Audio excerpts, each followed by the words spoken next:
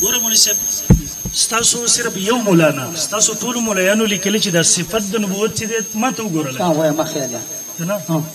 توجه وکړه اوس کېږه ما خیر صحیح وایه ګوره ستاسو د مولایانو د اشاعت التوحید دا عقیده ده د رسول الله صلی الله علیه وسلم جسد اطهر مبارک جسد عنصري چې کوم د مدینه منورې روزه کې دفن دی دا په صفت د نبوت کې شریک نه دی دا نبی نه دی باس بدی کې دی صفت د نبوت زایله کېدل نه زایله کېدل پاکي زما استاد باس نه راغو ته صفت د جسم منی نه د روح منی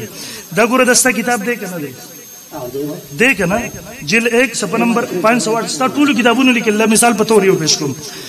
وی رسالت اور نبوت در اصل روح کی صفت نه جسد عنصری مرګ دی عبارت تلګو ګوره دی عبارت تلګو را اے حقانی پرې د پدې خبره فیصله کو کنه ته تل موږ وسه ویله زمون کتاب کې دانش تر وسو زیرته علماء دیوبند علماء دیوبند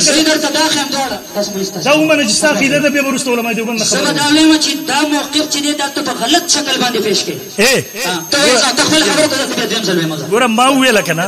چې پنځپریانو نظریه دا چې د رسول الله صلی الله علیه وسلم دا نبی چې دا صرف روح دی جسد عنصری کم نبی اعظم چې دنیا کې جسم او دان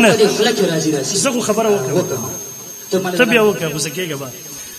ما ورته ویلا چې پنځپریانو عقیده دار کتابونه یو نه ټول لیکل ټول پیش کول شم په دې مسله او درې ته نبی سره تعلق ساتي چون کې د ماته ول تر مرګ مون کړي ما ورته ول ته جسم نبی منی نه تر روح نبی منی روح د پر ته مرګ نه تسلیمه کتابونه مې ته پیش کړه دویمه دا ستا ټول کتابونه لیکل صفت د نبوت دا د روح دی دغه په مرګ سره نه ځای لکی د مسلې باندې ته پوېږي نه غوي په روح مرګ ناراضي چې مرګ ناراضي نو دغه صفت د نبوت نه ځای لکی دا خبره کوي